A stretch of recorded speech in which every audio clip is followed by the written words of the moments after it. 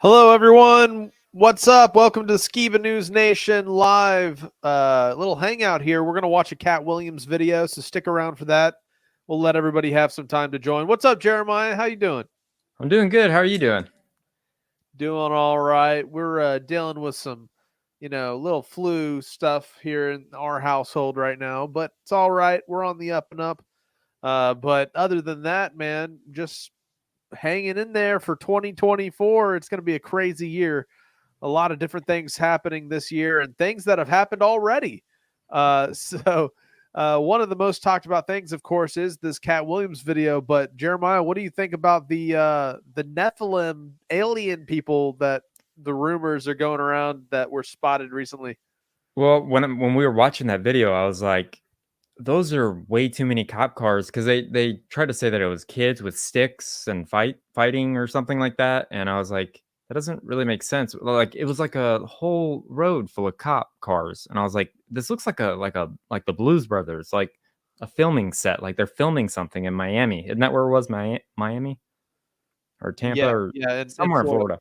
Yeah, And I was like, that's a little crazy. And then they had the shots of the people. It was either a really long shadow or Nephilim. I want to see another view of it personally. Like I want to see somebody taking video with the phone or something, but oh yeah. still With all waiting for that. the phones that this world has, our generation, everybody's equipped, right? How Yeah. have we not got some sweet footage of some really cool stuff? Or have we, and it's just buried in the dark recesses of the internet, you know, like in non-viral land, where the person gets 100 views on their video and it doesn't get, so it Yeah. just makes me wonder what's out there, and what could we capture in the next year or two, as alien disclosure ramps up, as we have all these different topics to think about, AI and whatnot, how that's going to influence our technology. But anyways, anybody who's joining, if you guys have some questions or something you want to talk or ask about later on in the show, please feel free to. Jeremiah, are you? What do you know about Katt Williams? Tell us a little bit about Katt Williams and your thoughts on him. Well, I've always liked Cat Williams, even before he started spitting truth about everything. I mean, he's been talking about, the Kevin Hart's and all the dress stuff, which he addresses. He addresses. That's kind of a that's funny. But I loved his comedy, and I thought he was like very unique and original, and that's why I loved his comedy so much. And then I love him even more because he's exposing true things that are happening. And he's too big of a voice, I think, to be Clinton, if you know what I mean. Yeah. At least I hope he is. I want to see him live, and I would love for him to come on Skiba News Nation. So if you guys know how to get in contact with Katt Williams, oh my gosh, that would be awesome. Well, I mean, this video is coming on the heels of another major thing that's happened, in the past, year, past few days, right?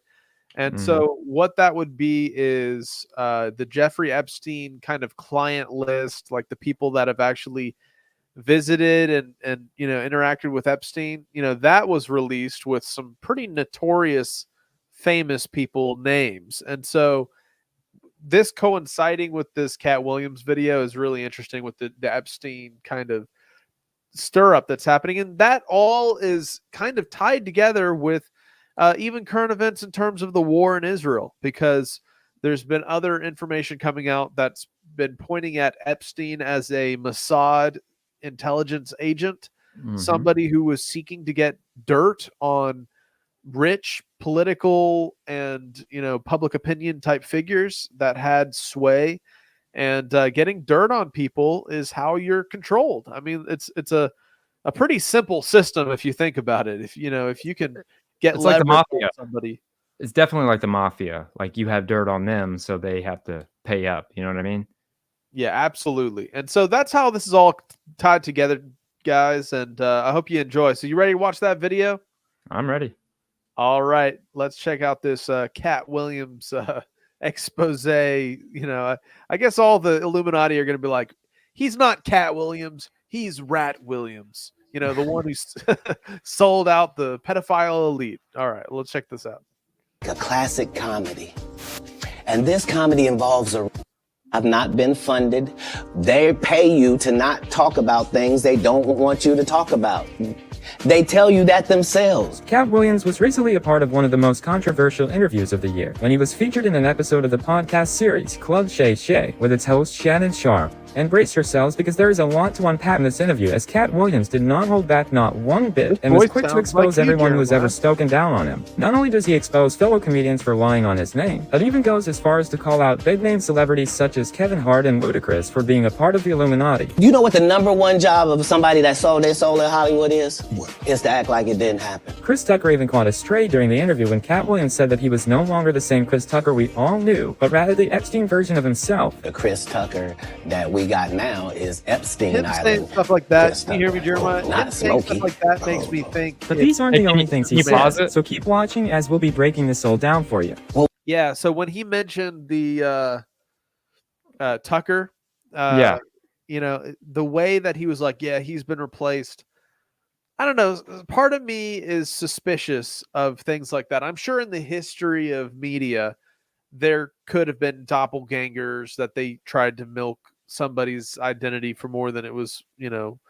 But anyways, I think sometimes when I see people pushing that as absolutely true, that somebody's another person, it's not the same person, I get a little suspicious that they're like a disinformation agent. So that's my initial kind of pause. Okay, man. Yeah. Why would he lie? Make sure we pause it because I can't hear you. All right, yeah, no worries. I don't know why liars lie, but I can tell you this. One of the first comedians that Katt Williams wanted to address during the beginning of the interview was that of Ricky Smiley. Katt Williams had some strong words for Smiley as he exposed him as a liar, and even said that he couldn't act. Ricky Smiley can't act because Ricky Smiley can't act. He was throwing shade at him because he had an issue with the fact that Smiley claimed he was originally cast for the role in the Friday After Next movie. Katt Williams shut down Smiley's claims of him originally being Money Mike and dismissed them as being nothing more than a flat-out lie. You stole Friday After Next, the one I was in. In the film, Katt Williams played Money Mike, who had an encounter with recently released criminal Damon, who was played by Terry Crews. Katt Williams states his beef with Smiley, who was the rotting Santa Claus in the film, came after he stood up for his character not being for comedy. The truth of the matter is, the Money Mike in the original script got in the bathroom, and that's what Ricky Smiley was okay with. Williams said that he asked to remove that scene, and it would be twice as funny as Money Mike getting... The problem with Friday After Next is, we're trying to make a classic comedy, and this comedy involves a... And is never funny, no matter who it happens to or what the circumstances are. If you would allow me to allow us to do this movie without a black man getting in it, I promise you that it will be twice as funny as it would be with him getting raped. In an episode of his own show, Smiley responded to Katt Williams the following day. He doubled down on his claims about the role. He also provided the clarification that the pimp element of the character wasn't added in until Williams was given the role. At the end of his response, he made it clear that he had no hard feelings towards Katt Williams. "We want to wish Katt Williams the best. It ain't nothing but love over here," Smiley said. "We want to wish Katt Williams the best. Or whatever, it ain't nothing but love over here just because we don't agree." He was so egregious, I put in my contract that I won't work with Ricky Smiley again unless he's in a dress. Now, what was Ricky Smiley's next movie? Was it First Sunday? Did he wear a dress in it? You bet he did. Just because it's getting a little slow before he carries on, I wanted to share this comment. The thing in Florida makes me think of Second Baruch 27. And if you want to know what that's referring to, you know, all the Nephilim sighting reports and these, you know, tall beings that, you know, all these cops are showing up in Florida.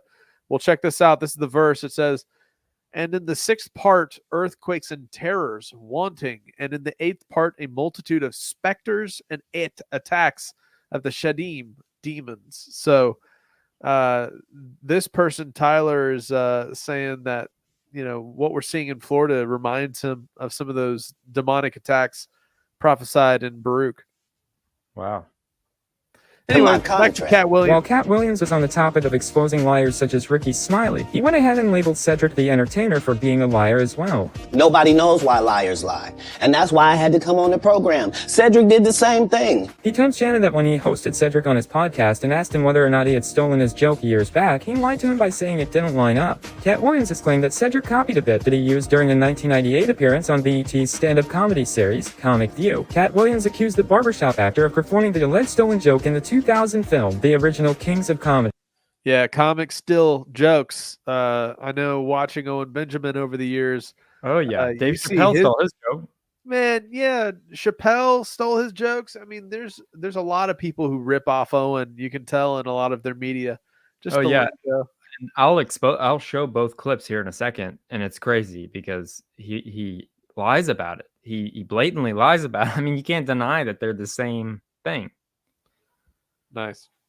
All righty. He said it don't line up. How it don't line up that I did it on TV in 2018? You came to see me at the Comedy Store do it in 2019 and then did it on the Kings of Comedy.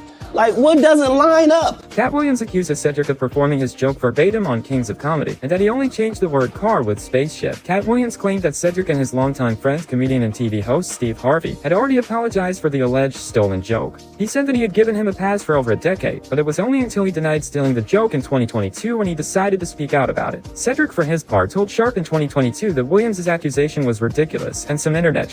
He then claimed that the timeline of when both comedians told their jokes didn't square with Williams' claims. Can't say you stole one of his jokes. Yeah, like, I mean, it was ridiculous. You know what I mean? It was like the idea of the joke that he was even talking about don't even match up with no timeline. So for me, it was one of those things like... Did you have a conversation? Did you guys sell it? Did you have a conversation with Katt? Well, I responded to him the way he responded to me, but that's what I said as well. I've seen Katt, you know, even before then. Right. I've seen this guy 30 times. Like, dog, if you literally was that upset about it, like, dog, why didn't you say, why didn't you say nothing? Like, that don't even make sense. This is some internet shit, and that's all I can say. So after this interview aired, fans went on Twitter and posted clips of both of the comedians' performances to compare and contrast the similarities between the two jokes. At the time, Katt Williams' stage name was Cat in the Hat, and later explained that he had to change his name after he received a cease and desist letter from Disney. You ever had your car radio up so loud that you couldn't hear the damn thing when it cut off?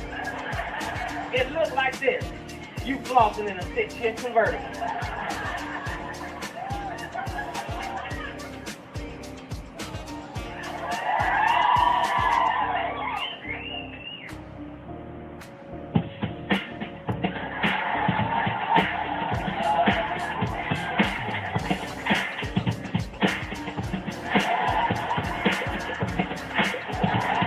we would drive a space shuttle. We grew up driving long cars. We would drive a space shuttle like it's a 72 deuce and a quarter. We get us a cigarette, we be in a space shuttle like it's a 72 deuce. And for copyright reasons, I decided to silence it. But you can't, he just did the same motion. Look at him. I'm just saying I can't let these dudes lie. Cedric sitting here telling you why he ain't a movie star. He over here look like a walrus. You didn't say nothing. He can't even get his arms off his stomach sitting over there. Why I'm not a movie star. Soon after calling out Steve Harvey and Cedric the Entertainer as liars, Katt Williams went on to address Kevin Hart for being an industry plant. He explained how Kevin's backstory made no sense, as he was never selling out shows and comedy clubs prior to getting a lead role in the movie Soul Plane. Now, Katt's beef with Kevin goes back many years, and Ken had already previously hinted that Kevin had sold his soul by stepping over his principles to get to that next level of fame. And while Kevin Hart responded to Katt Williams by going on The Breakfast Club accusing him for blaming Hollywood for his personal issues, Katt Williams doubled down by explaining why Kevin Hart would do literally anything for success. While Katt Williams had responded to Kevin Hart's accusations of substance abuse and screwing over studios in the past, he made sure to make his stance more clear when he dismissed Kevin's allegations on Shannon's podcast, claiming he never once had an issue with illegal substances and much less any film studios. Katt's on drugs. Where are the stories? Why is there no story of anybody who ever sold a drug to me, did a drug with me, was around me when I was inebriated? This is more than I've ever known about Katt Williams, other than that he played pimps in movies. So I'm very unaware of this gentleman's life. But it's in this interview that he does expose Hollywood, right? Yeah, he's about to get into it about okay. I mean, and he just called Kevin Hart a media plant, because his backstory doesn't make any sense, which it doesn't if you look at it. So it's like they have these plants set up. You know what I mean? So this is the conversation that ramped up his emotions into spilling the beans of, oh, Hollywood is, has done me wrong, so I'm going to tell the truth about everybody. So that's that's I guess what the lead up is. Like I was like, man, like when does he expose Hollywood? But yeah, it's I guess he gets kind of fired up because of those topics, and then he ends up spilling the beans. Yeah, we'll get there. I got 5 daughters. I got 5 sons. Why would we tell these ridiculous stories? Because it's competition. The industry doesn't mess with Katt because he didn't show up for the studio. No studios have ever said that. Look at my IMDb. It will show you that no studio has ever lost money with me on the script. He even went on to say that he and Kevin Hart have not been in the same place at the same time in over 25 years. Kevin Hart done went 25 years without ever being in the same building with me at the same time. If I go in the building, he walk out. You've never seen us in the same building ever in 25 years. Katt Williams goes on to be pretty adamant about Kevin selling his soul to the people who control the entertainment industry. And to give you some context, he's referring to the long-standing rumor that black male entertainers in Hollywood are pressured into wearing a dress in a movie film before they're allowed to progress into the next level of fame. This rumor, however, is beginning to seem more of a reality rather than a simple conspiracy theory, as multiple comedians and actors have gone out to talk about their extremely similar experiences with the dress. Dave Chappelle is one of the main comedians that has warned the public of the dangers behind agreeing to put on a dress for a movie, and this is not something that recently started occurring because even back in 2006 when he made an appearance on The Oprah Show, Dave talked about why he turned down a $50 million deal from Comedy Central. Like when I connect dots that maybe shouldn't be connected, I don't know. But certain dots, like when I see that they put every black man in the movies in a dress at some point in their career, I'll be connecting them down like, wow, all these brothers gotta wear a dress. This happened to me. I'm doing a movie with Martin. Yeah. The movie's going good. So I walk in the trailer, I'm like, man, this must be the wrong trailer because there's a dress in here. Dave goes on to explain that the reason as to why he turned down the deal was because he knew that the kind of money he was being offered would come with certain conditions that Dave explained he was not comfortable with. Kevin Hart appeared in an interview where he was asked about the dress situation, and although he didn't explicitly state that he would never put on a dress, he did make it clear that he wouldn't step over his own personal boundaries. Dave Chappelle, another great comedian, said that, in the industry, they tried to make him wear a dress. Have you ever ran into that with scripts, and is that something that, you wouldn't do, for... I definitely haven't ran into to put on the dress. I mean, you have to have boundaries. You have to have limits that you refuse to cross. For me, I know what they are. They've yet to been challenged, so I don't have to speak on them. I was asked to dribble a basketball on a talk show this morning. I said no to that. But just a year later, Kevin Hart appeared in an SNL skit where he was wearing a dress. For obvious reasons, you can see how fans would begin to accuse him of being a sellout. You can also begin to see that maybe everything Dave Chappelle and Katt Williams talked about isn't just a conspiracy theory, but rather the truth about the reality behind becoming a superstar in Hollywood. Katt Williams' interview with Shannon seems to unravel the hidden secret truth behind the Illuminati and the superstars it's manipulating. And while we only covered a small portion of everything he revealed in the interview, we want to know your thoughts on everything that's been said so far. I know so many things I shouldn't know, and they all know it. They all know it. Why? Because you don't make me the villain. So this interview blew up overnight because, apparently his subscriber count went up and all this stuff went up because, I didn't want to put everything in there because everybody should go check out the full interview. But those are the main highlights because I know Jake, you always, when you see a man wearing a dress and that the deep fakes, you're like, bro, that's not right. And I'm like, yeah, you're right. Because it's not right. Yeah, I mean it's it's putting out the content that we're saying is the problem. It's joining hand in hand and promoting it even more. But yeah, man, that whole kind of compilation was just really interesting. It was kind of like a celebrity A-lister summation of the drama between him and what's his name, the other guy, but Kevin Hart's the biggest comedian in the world, and he's been saying these kind of things a long time, and he's really not an A-lister. I mean, he's a comedian, and now he's a truth speaker because he's been to those parties and he's been to these places, and to be able as a he says as a black entertainer to get to the next level, you have to do stuff like wear dresses. So yeah, that's a good point. It's kind of like the shame humiliation ritual, which is very Epstein-like. If you think about it, it's just a minor form of it. Yeah, and he refuses to sell out, so maybe that's not why he's an A-lister, because he refuses to do it, which I Yeah. have a lot of respect for him for that. I mean, who knows what the next levels are, you know? We can only imagine. But Yeah, here's one more little short clip just repeating what he was exposing, just so we can like Afraid about being blackballed again? These are some power people. These people are not powerful. Satan can't create anything. That includes blessings for his people. You know what the number one job of somebody that sold their soul in Hollywood is? Is to act like it didn't happen. Act They like it all do didn't the happen. same job. That But was I'm really not interesting. scared of being the competition. Yeah, on paper, they're a better team. They have all the assets and resources and we don't. But let us get on the line, boy, and see if that factors in. I guarantee you it won't. All of these shortcut takers, they canceled me for talking about Harvey Weinstein before the thing came out, but he offered to suck my in front of all my people at my agency. I told him no, what y'all do? And this is why when I walk in a room, heads go down. Behind my back, I'm nothing. I'm just a regular old comedian. But in my face, no, no, no. The king has walked in and they have to respect it only because I'm not taking the shortcuts. They pay you to not talk about things they don't want you to talk about. I just called it right there. They pay you to not talk about things, and it reminds me of that interview with Kevin Hart, where he's like telling the girl to hush. She's like, what was her name again? It was Kelly Clarkson, maybe. I can't remember exactly, but she was like saying like some people have offered me enormous amounts of money to do terrible stuff, and Kevin Hart's just like hush, shh, no, we're not going to talk about that like live in an interview. Yeah, I know what you're talking about. It's crazy.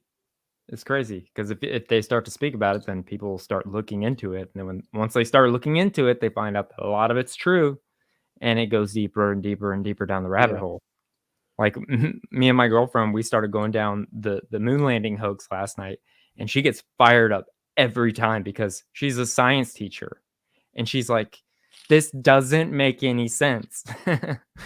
I have to interview her so I could show it on the show of her literally like ranting about it because it's great. It's like, oh my gosh. Like before we started dating, she was like, NASA's everything, you know, whatever. And now she's like the most anti-NASA person like me. It's great. Well, when they've been proven liars, you know, can't trust anything else they say. Yep. They're willing to lie about something small. Just imagine what else they're doing. Somebody said here, if I were Katt Williams, I'd be afraid for my life. I think he's past that point. Yeah, well, I mean, I think that's why he's speaking up so much. It seems like he's like saying everything he knows, because if he hides, then they can take him out. But if he speaks up, if they take him out, he's a martyr, and it validates what he's been saying. So they have to make him just look like a crazy person. Absolutely. And I think that's the danger of coming into the knowledge of certain secrets, because there's a cost benefit analysis of taking somebody out. And if your cost per risk benefit, is low, then, they might just take you out. You never know. True. I just want everybody to know, I want to be clear right now. I have never been suicidal. I will never unalive myself. So if something happens, look into it. Okay. Yeah. Well put. All right. Anybody in the chat have anything else they wanted to add or ask before we wrap up the show here? Should put some music. Somebody said even Buzz Aldrin said on his deathbed it was all a lie. Oh, I bet. Yeah, I wish we had some concrete proof of that deathbed confession. And you caught the history last week, right? About how it's all connected with NASA and the atomic bomb. So I think what I'm going to do is I'm going to make my own atomic bomb test with models and stuff to show that I can make the same video they can. You know? Oh, cool. Same with the moon landing. If you guys want me to do that, you let me know, because it sounds like fun. Awesome. So we got 34 people here. That's pretty great. Thank you everybody for joining live, turning your notifications on and joining, interacting. you never know. One day we might have some giveaways. We might have some cool stuff for you guys. So Got a giveaway coming soon. I don't want to give anything away yet. Giveaway. I did it twice today. yeah. Yeah, awesome. All right, Jeremiah, anything you want to leave us with before we hop off? Well, I love you guys. Thank you for joining us every week and just for being awesome. I mean, you guys are what makes Skiba News Nation possible and make us want to create better content each episode. So that's my goal, is to make every Skiba News Nation episode better than the last one. And I hope you guys, see that and appreciate that. We appreciate you for making Skiba News Nation. That's why I call you guys Skiba News Nation family, because we're all one big family. And it's like we're all at a get together. You know what I mean? It's great. Yeah. We all have that pursuit of truth. We want to know, what the truth is. And Absolutely. and just to answer JJ, we will probably be covering that this week. So be on the lookout. Oh, sounds good. On when? Friday at 4:44 p.m. Yes. Central Standard Time? Yes. And Gary says NASA stands for never a straight answer. That's why Lindsay is so frustrated, I think. Yep. Awesome. All right. Well, with that said, yeah. All right, Jeremiah. All right, Cowboy. I miss my dad too. I see that comment. Oh, yeah. Yeah. All right, guys. Peace out. Thanks for joining live, and we'll catch you at the end of this week. Yeah. See you Friday.